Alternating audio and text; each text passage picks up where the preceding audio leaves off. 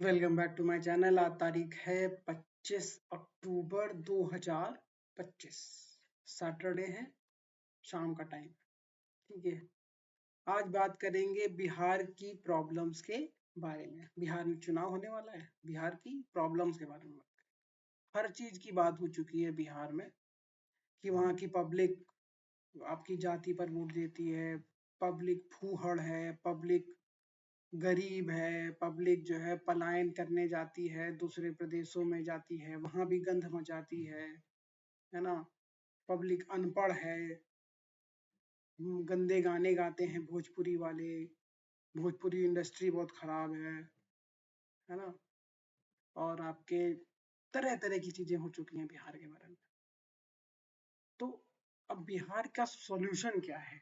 बिहार में crime rate बहुत ज्यादा है, बिहार के लोग जो हैं वो अ, लड़कियों की रिस्पेक्ट नहीं करते हैं बिहार से बाहर जाने पे, है ना। जैसे बिहार के लोग जो है वो दांत लेके पैदा होते हैं। जैसे वो हिरण्य कश्यप की वो पिक्चर नहीं आई थी, महा अवतार नरसिम्हा, उनके यहाँ पे दांत निकले थे उसके।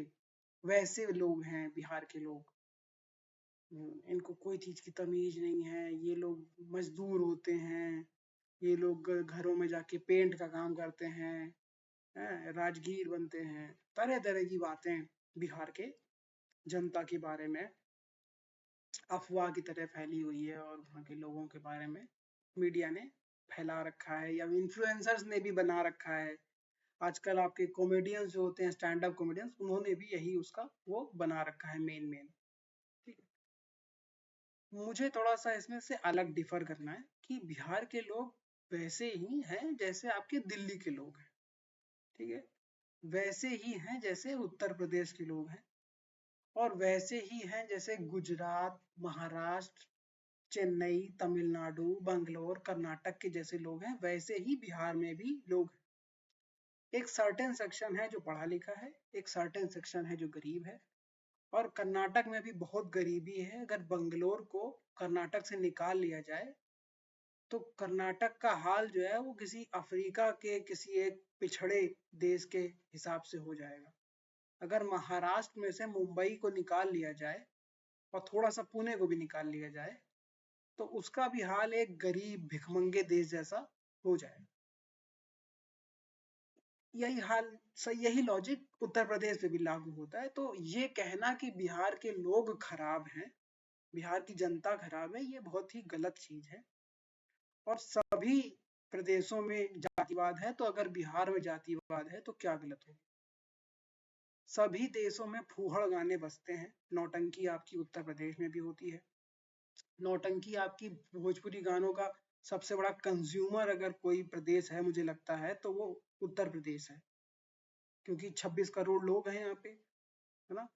तो बिहार में तो 13 ही 14 करोड़ लोग हैं, तो उससे ज्यादा यहाँ पे गाना सुना जाता है भोजपुरी का।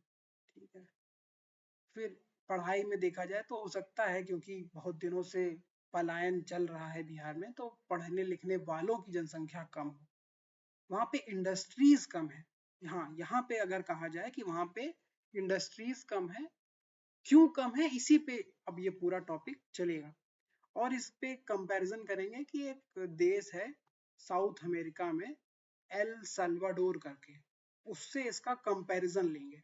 उत्तर प्रदेश से कंपैरिजन में लोग बड़ा वो कर जाते हैं कि मतलब अरे ये तो वन टाइम वंडर है, मतलब गलती से तुक्का लग गया उत्तर प्रदेश का। मतलब योगी आदित्यनाथ ने कुछ जादू नहीं किया है, बट उनका तुक्का लग गया है, ऐसा लोगों को लगता है, बहुत सारे लोगों को लगता है, खासकर अपोजिशन वालों को, जो जो उनके भक्त हैं, जैसे अंधभक्त जो हैं, उनको तो पता है, मतलब वो थोड़ा सा वैसे मानते हैं। बाकी ज्यादातर लोगों को लगता है कि उसका तुक्का लग गया है, ऐसा कोई जरूरी नहीं है कि उसके कारण ही जो है उत्तर प्रदेश तरक्की कर रहा है। तो एक एल सल्वाडोर को जो हम लोग एग्जाम्पल लेंगे और उसकी बात करेंगे। तो बिहार की प्रॉब्लम्स के बारे में तो ज्यादातर लोगों को पता ही है। इंडस्ट्रीज वहां पे इसलिए नहीं है क्योंकि वहां पे ऑर्गेनाइज्ड क्राइम बहुत ज्यादा है, जैसा कि उत्तर प्रदेश में था, जैसा कि एल सल्वाडोर में था। अब एल सल्वाडोर की कहानी 2-3 मिनट तक चलाएंगे, तो बिहार से अपने आप लोग रिलेट कर लीजिएगा, जो लोग थोड़ा सा भी समझते हैं। तो एल सल्वाडोर में जो है वो सबसे ज्यादा होमिसाइड्स का एक डेटा आता है कि सबसे ज्यादा कत्ल अगर कहीं पे होते हैं पूरे साउथ अमेरिका में पर 1000 पर लाख लोगों पे, तो सबसे ज्यादा जो है आपका एल सल्वाडोर में होते हैं। ठीक है, तो सबसे ज्यादा क्राइम वहाँ पे है। फिर वहाँ पे ड्रग्स की प्रॉब्लम है, वहाँ से लोग ड्रग्स लेके जाते हैं अमेरिका में बेचते हैं, तो अमेरिका के लिए वो एक खराब देश है। अमेरिका के लिए मेक्सिको भी खराब देश है, अमेरिका के लिए कोलंबिया भी खराब देश है।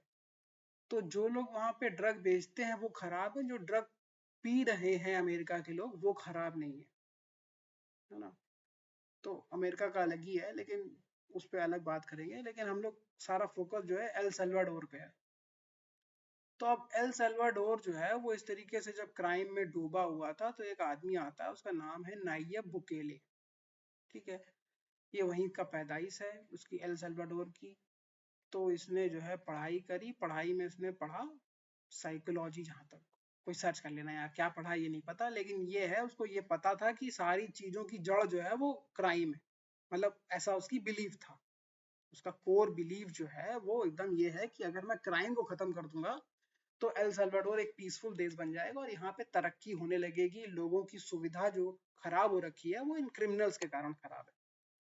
तो वो एक पॉलिटिकल पार्टी को ज्वाइन करता है एज अ वर्कर, फिर धीरे धीरे उसमें आगे बढ़ता है। फिर वो एक छोटा चुनाव लड़ता है मेयर का। ठीक है, वो चुनाव वो जीत जाता है और वहां के लोगों को कन्विंस कर लेता है कि अगर तुम लोग क्राइम पे थोड़ा फोकस करोगे तो तुम लोग अच्छा कर सकते हो। एज अ मेयर मतलब एक छोटे से शहर का मेयर करके, है ना। तो वो स्टेप चढ़ के ऊपर आया वो आदमी। ठीक है, जैसे आदित्यनाथ कि पहले एक प्रदेश के जो है वो बने विधायक बने, कि पहले शायद सांसद बने थे, तो इन्होंने गोरखपुर को सही करने की कोशिश करी, उसी तरह से वो भी, उसको दिमाग उसका भी अल्टर था। फिर भाई वो 2019 में जो है वो बन गया राष्ट्रपति ना। बहुत सारी चीजें हुई, उस पर नहीं जाएंगे, बट वो बन गया राष्ट्रपति। अब उसने जो है मेजर क्रैकडाउन करना शुरू किया क्रिमिनल्स के ऊपर, सबको उठा के जेल में डाल दिया, जिनके जैसे वो नहीं होता हिस्ट्री सीटर टाइप से, ऑर्गेनाइज क्राइम में 15-15 बार इन पे एफआईआर चल रही है, उन सबको उठा के जेल में डाल दिया। तो जेल छोटी पड़ गई, बहुत सारे लोगों को अरेस्ट कर लिया उसने। तो उसने एक बहुत दूर शहर से एक जेल बनाई जहाँ 40,000 कैदियों को रखा जा सके। आप गूगल पे सर्च करना, मुझे अगर वीडियो क्लिप ऐड करना आ गया तो मैं उसकी वीडियो क्लिप ऐड करूंगा। तो उसने वहां पे जैसे वेयर हाउस में गत्ते नहीं रखे जाते उस तरीके से उसने वहां पे क्रिमिनल्स को रखा, एकदम जैम पैक्ड। और वहां पे मतलब लाइट में उनको जो है वो हाफ पैंट पहना के और पीछे हाथ बांध के ऐसे मुर्गी की जैसे एकदम हाल बना दिया उसका।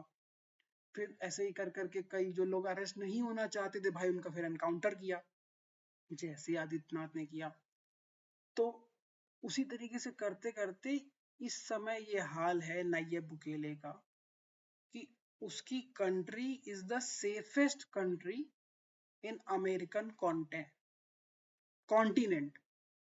ठीक है, तो अगर बिहार के लोगों को अपनी समस्या का कोई समाधान चाहिए और उनको उत्तर प्रदेश से वो समाधान नहीं मिल पा रहा है, अगर उनको ऐसा लगता है कि उत्तर प्रदेश वो समाधान नहीं दे पा रहा है, तो वो नैय्यर बुकेले से ले लें। एल सल्वाडोर की कहानी को पढ़ ले, 10 मिनट का वीडियो लगेगा, कोई भी वीडियो देख ले, हिंदी इंग्लिश, इसमें study I Q S I Q क्या है यार, स्टडी आई क्यू वाले बना दें तो ठीक है। और वही जादू सब जगह लगता है कि क्राइम को आप इतना ज्यादा टारगेट करिए, क्रिमिनल्स को इतना ज्यादा टारगेट करिए कि आपकी लोकल पॉपुलेशन को एक कॉन्फिडेंस आ जाए कि मैं जब अपने 1 लाख 2 लाख 3 लाख रुपए से एक छोटा सा बिजनेस शुरू करूंगा तो कोई आके मुझे धमकाएगा नहीं। तो ऐसा मुख्यमंत्री चाहिए बिहार को, और जो कि अभी 30 साल से तो नहीं मिल पाया है। 90 के दशक से जो है वो दुर्दशा हो रखी है बिहार की, पहले जंगल राज में और फिर जो है नीतीश बाबू के शासन में। अभी भी वहां के लोगों को ये कॉन्फिडेंस नहीं आया है कि हम जो हैं अगर एक बिजनेस खोलेंगे, अपना काम बिहार में करेंगे तो हमको कोई परेशान नहीं करेगा। तो बस इतना सा कॉन्फिडेंस आपको चाहिए। उत्तर प्रदेश ने जादू करके दिखाया है और एक बड़ी फैन फॉलोइंग बिहार में भी है। उत्तर प्रदेश के चीफ मिनिस्टर योगी आदित्यनाथ की। और स्टडी IQ, IAS ने और कई सारे इकोनॉमी वाले चैनल्स ने, जिसमें कुछ जो एंटी बीजेपी चैनल्स हैं उनको छोड़ दिया जाए, तो उन्होंने ये बात को दिखाया भी है कि कैसे इकोनॉमी वाइज जो है 2017 के बाद उत्तर प्रदेश ग्रो किया है। तो आपको बस यही करना है, क्राइम को कम करना है, लोगों का भरोसा बढ़ाना है आपके लॉ एंड ऑर्डर में, और आपका प्रदेश जो है तरक्की करने लगेगा। सिंपल सी बात है। सिंपल चीनी मिलों तक को ये लोगों ने परेशान किया है। आप इतिहास उठा के देखिए, इसका चैट जीपीटी करिएगा, चाहे परप्लेक्सिटी पे चला लिएगा, कि नंबर ऑफ इंस्टेंसेस जब चीनी मिल मालिकों से जो है इन लोगों ने रंगदारी वसूली है, क्रिमिनल गैंग्स ने, और उन लोगों ने अपनी जो चीनी मिलें हैं वो बंद कर दी उन प्रदेशों में। ये उसमें उत्तर प्रदेश भी था, इसमें आपका बिहार भी था। तो चीनी मिल से क्या होता है? चीनी मिल से किसान को फायदा मिलता है। फिर किसान को जब पैसा मिलेगा, उसको गन्ना उगाने का फायदा मिलेगा, तो वो और खर्चा करेगा, और खर्चा करेगा, अपने बच्चों को पढ़ाएगा, अपने बच्चों को पढ़ाएगा। प्रदेश धीरे धीरे ऐसे ही आगे बढ़ता है, छोटे छोटे उद्यमों से। अगर आपको समझ में आता है तो थैंक यू सुनने के लिए। नहीं मेरी बात से एग्री करते हैं तो कमेंट में लिख दीजिए। Thank you for listening.